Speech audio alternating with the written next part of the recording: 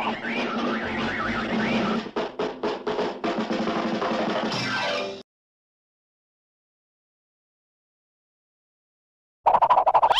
Clara is proud to be one of America's most livable cities. People from around the globe come to Santa Clara to start a business, raise a family, or enjoy a fun-filled visit. Home to technology leaders and world-class colleges. A city that treasures its past, celebrates the arts, and world-class sports and entertainment. A city of diversity, a city of welcome. Santa Clara is the center of what's possible.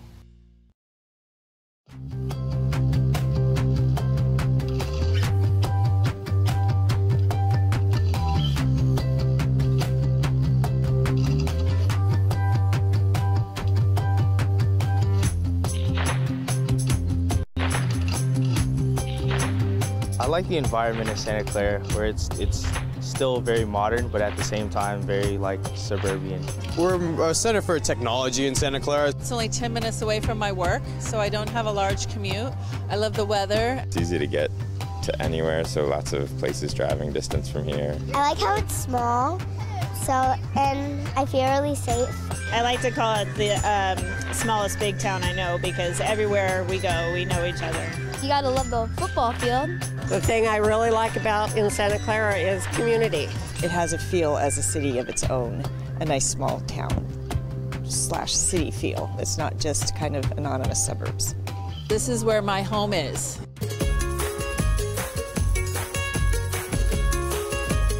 We eat a lot in Santa Clara. I like eating at Tomatina's. My favorite restaurant is Yoyoshi.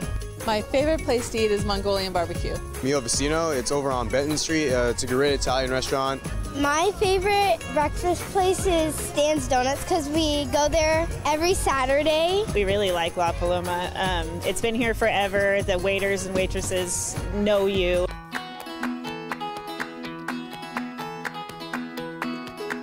On Great America, you get to go on really big roller coasters and it gets you that rush. I like the farmers market on Saturday mornings. It's right here. The Art and Wine Festival here in Santa Clara.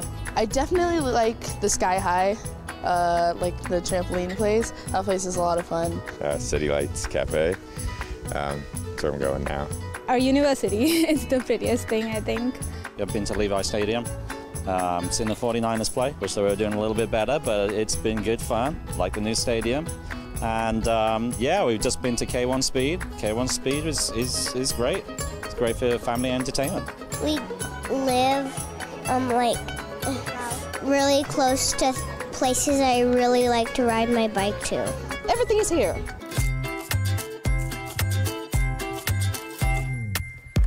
Probably the theme park, Great America. Great America and Levi Stadium and that whole area. If you're a 49ers fan, definitely don't miss the Levi Stadium. And the next door right over there is Great America, which is like a great amusement park for a family. The view of the mountains, like Mount Hamilton view, especially when there's a little bit of snow on it. This park, I mean, it's beautiful out here. The summer music concerts in Central Park. I think Central Park, I love Central Park. Having lived here, we lived across the street for years. And it's just part of our life. You know, my kids' birthday parties and picnics and everything have been here. So it's just an important place in our life.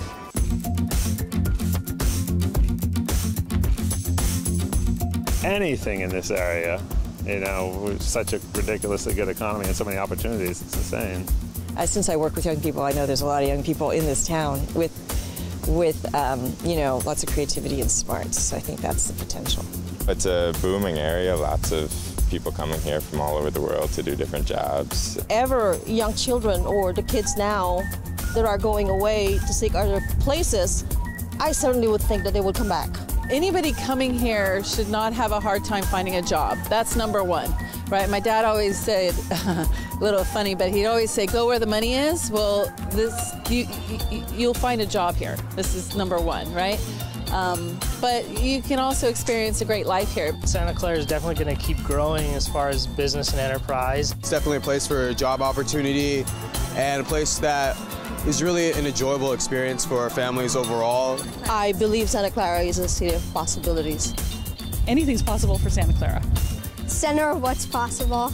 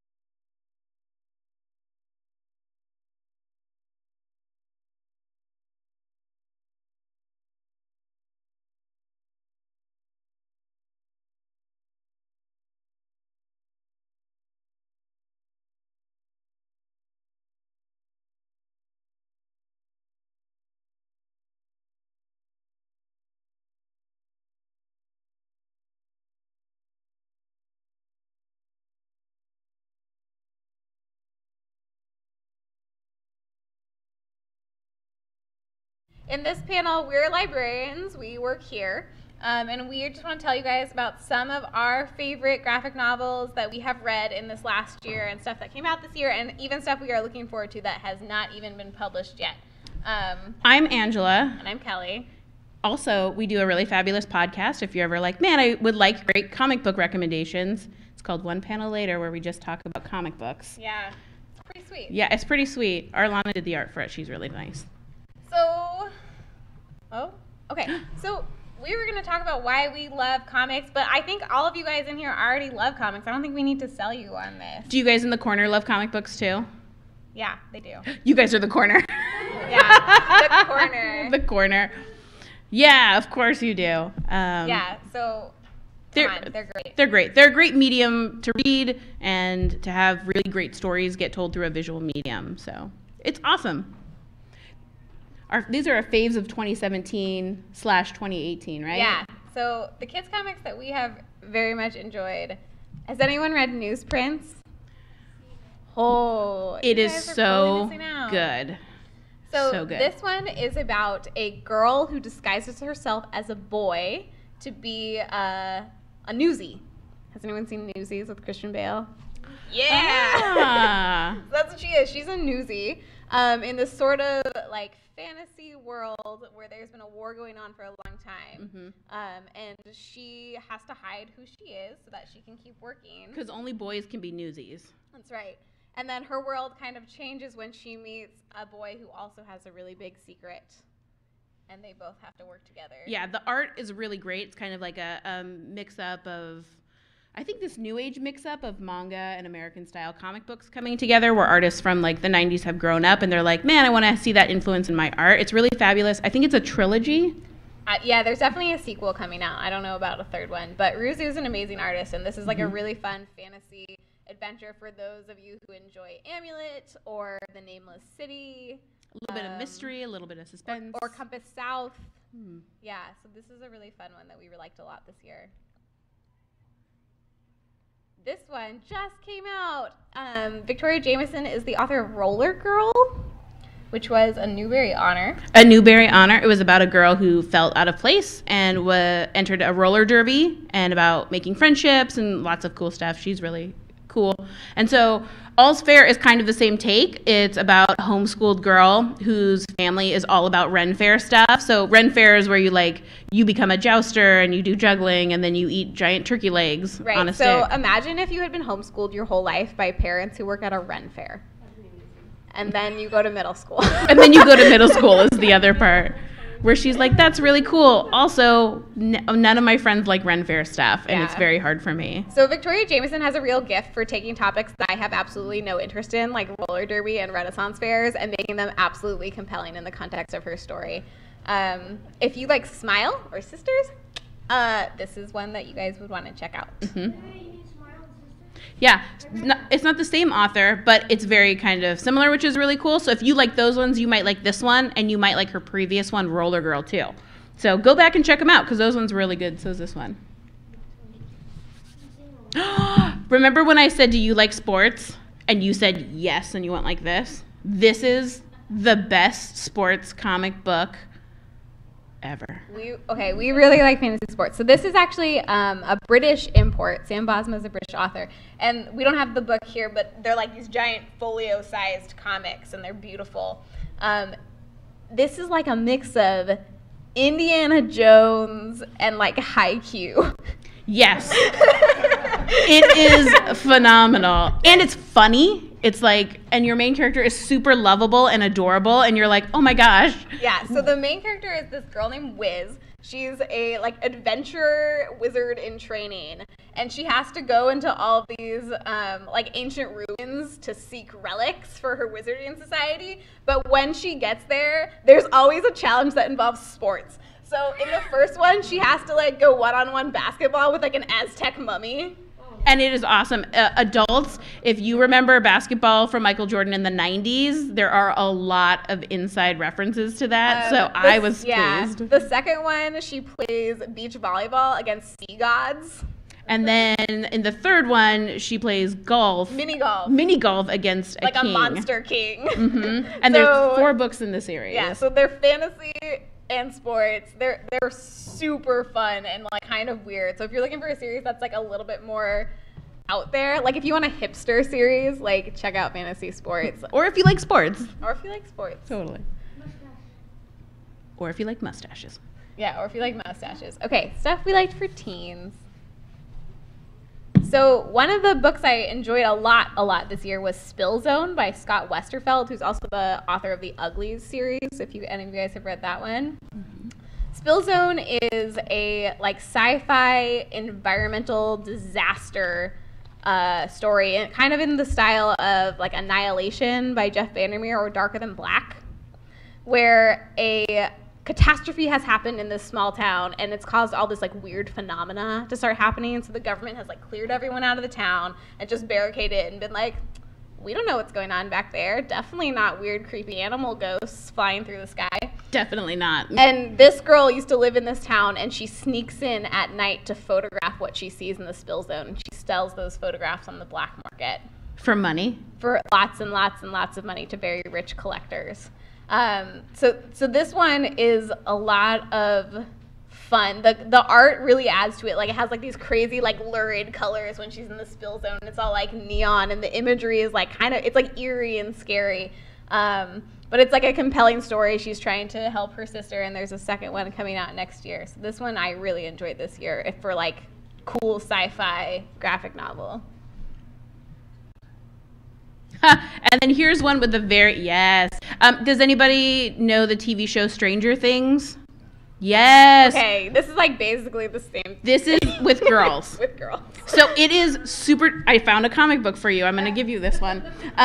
Super good. It's awesome. There's this it starts out in the 1980s, and the art really reflects like the 1980s style and theme, and it's about a bunch of girls who deliver newspapers. Oh, we have a theme going with our Newsies. Oh, we do. Yeah. Newsies and paper girls. So these girls go off and they're just like, we're dropping off papers, and a bunch of weird stuff happens. Yeah, and they big start mystery. seeing like crazy looking guys, and they're like, well, it's like Halloween. Maybe they're still out in costume. They're not still out in costume. They are not. We don't want to ruin it, but it's really good. There are at least 3 or 4 volumes out, and it's ongoing, but it's a great story. It's great for adults who are kind of like, man, I really like that Stranger Things show. I would recommend it for like middle teens, maybe like 12 or 13.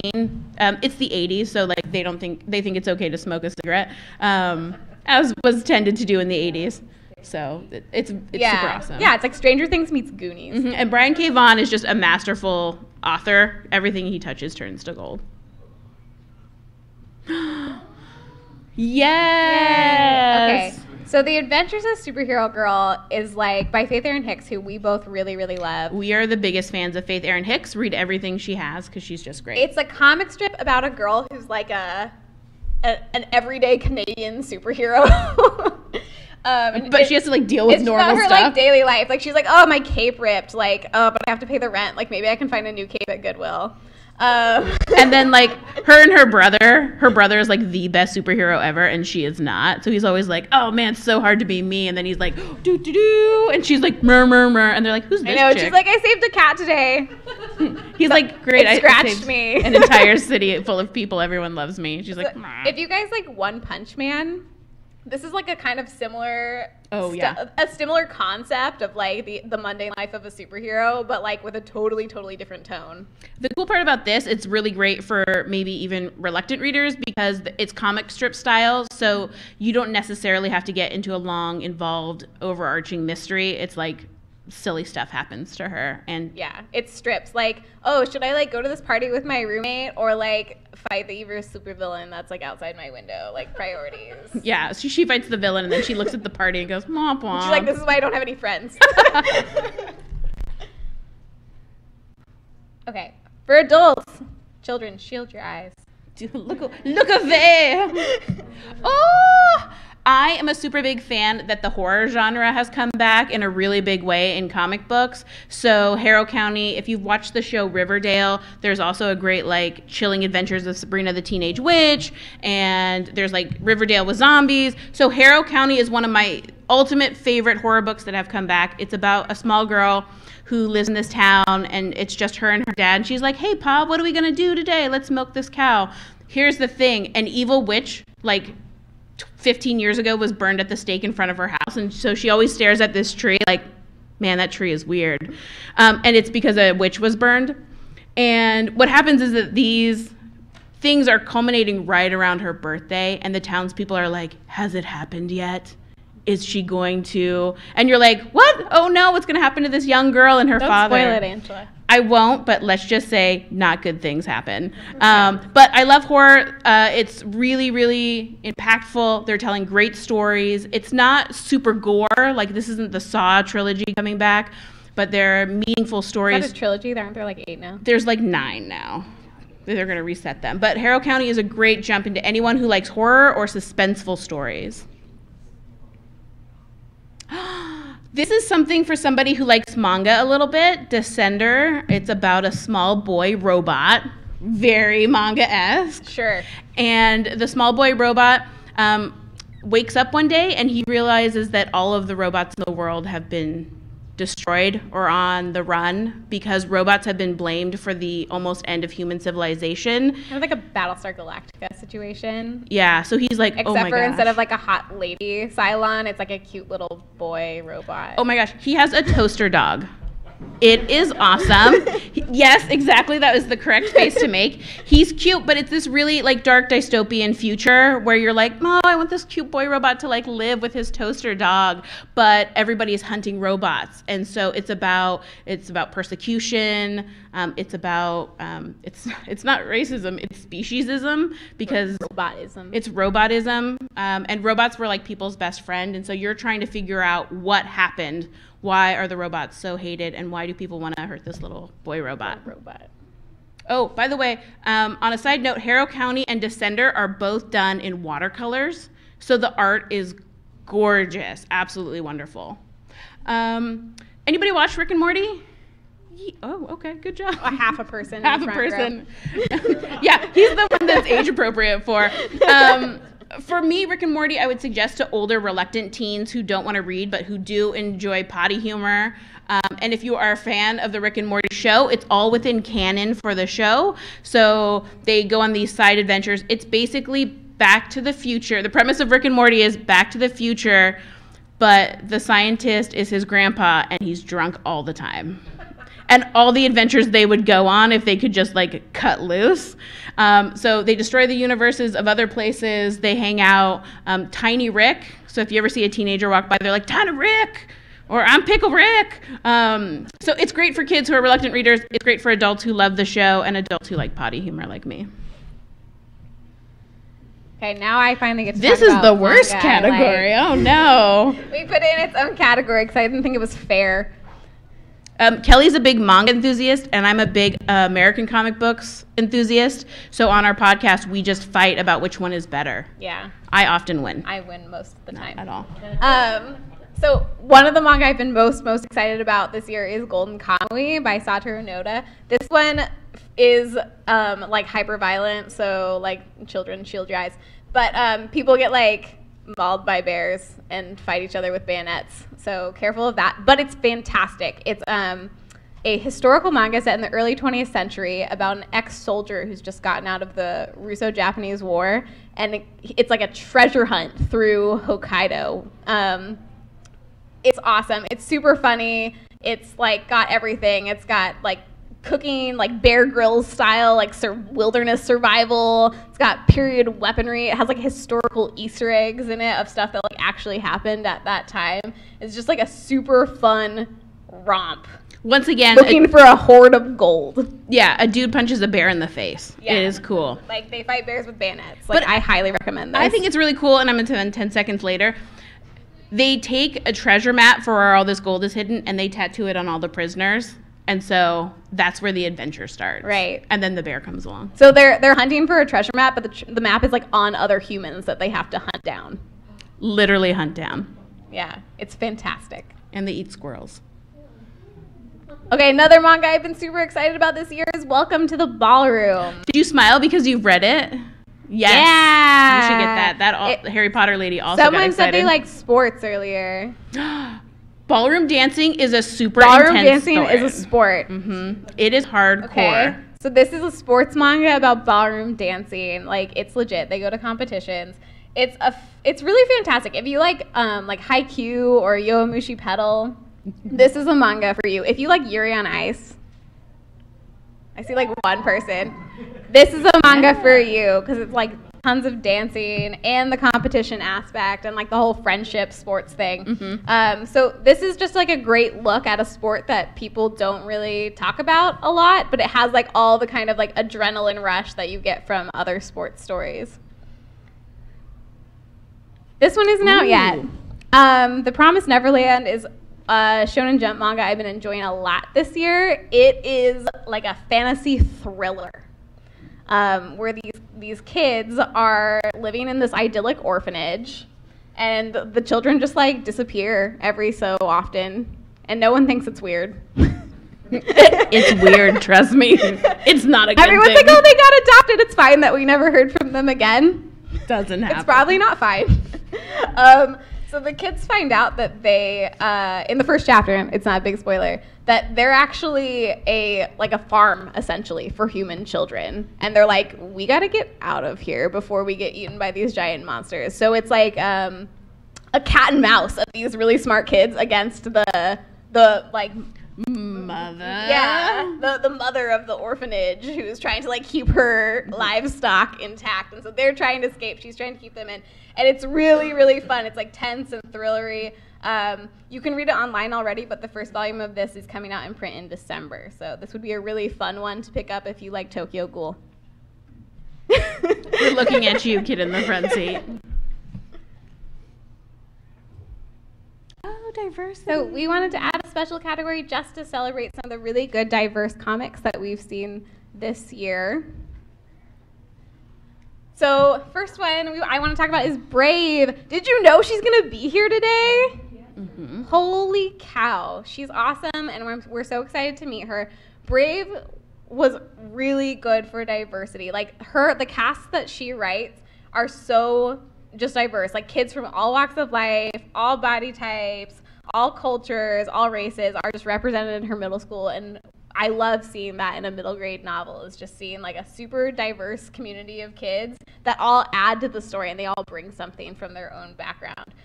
The story isn't about that. It's about this kid in the middle who is kind of being bullied, but he doesn't really know it.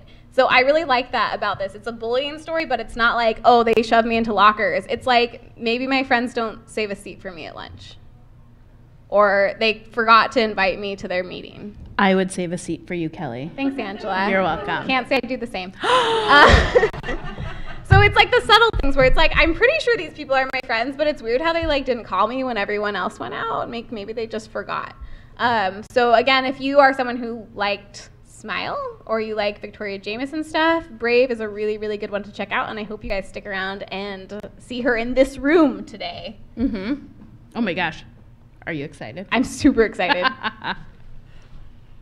What's next?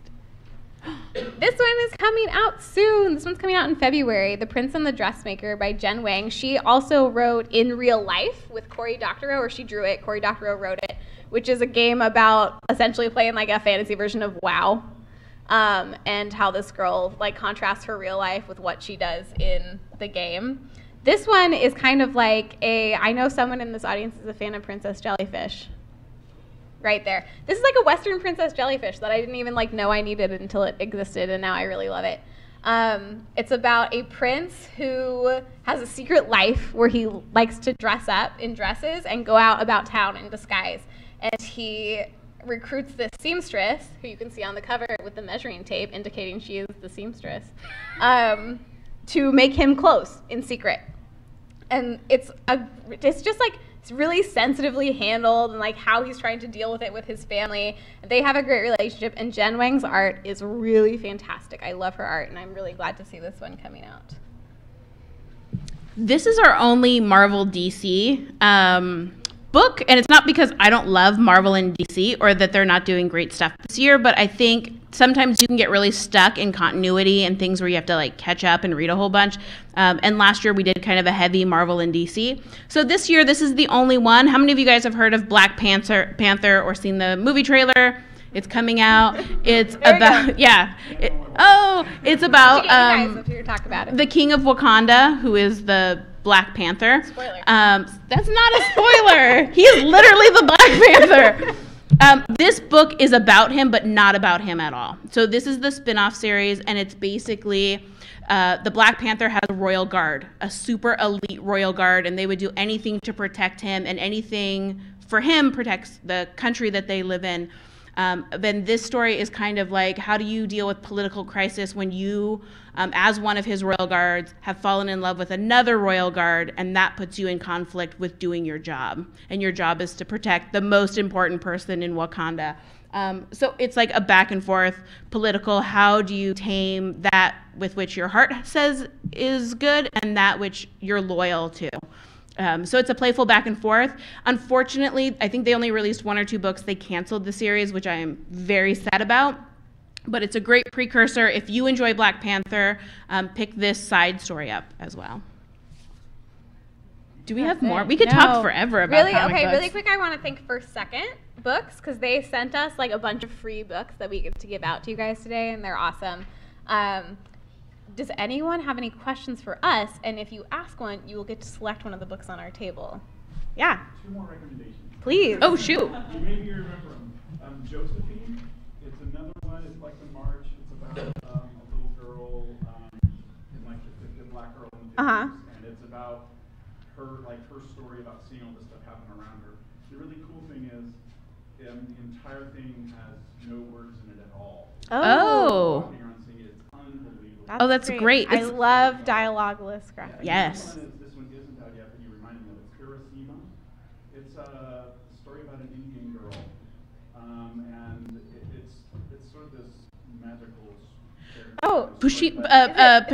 Pashmina. Yeah. That one? She was here. Wait, is it Pashmina where she has a magical Pashmina? By Nidhi Chinani. Yes, she was here last year. Yeah, and she's going to be at Elusive. Yeah. Yes. I enjoyed that one, and she's going to be back here. Unfortunately, she couldn't be with us today because she's at New York Comic Con. Yeah, we had a super invite out for her, which once her touring schedule dies down, we're going to invite her to do a book talk here at the library, either here at the Northside branch, because she's local and we love her. So stay tuned. Yeah, definitely.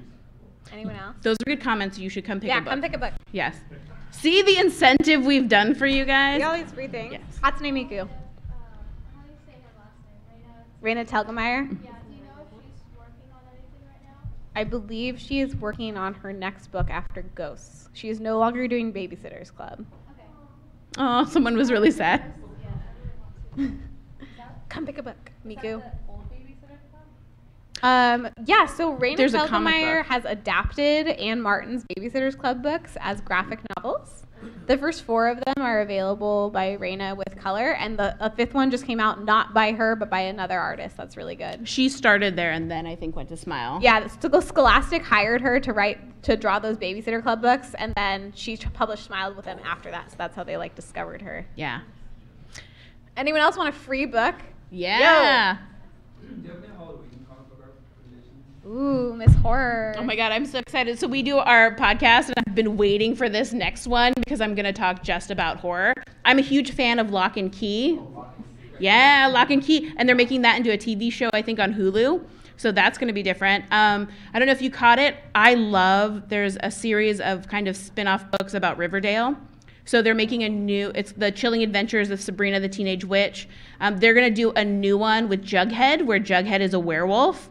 It's kind of cool to see these bright kids in Riverdale, and then it's let's introduce zombies and see what happens. Let's turn someone into a werewolf. Fantastic. There are so... Okay, I have two. One is a kid's one, The Creepy Case Files of Margot Malou, which is about a girl who's a fixer for kids who have monster problems, like a monster under your bed. They call up Margot and they're like, can you do something about this? But then she's also a fixer for the monsters who have kid problems. Hey, this kid just moved into my room and I was using this basement. Can you come talk to him?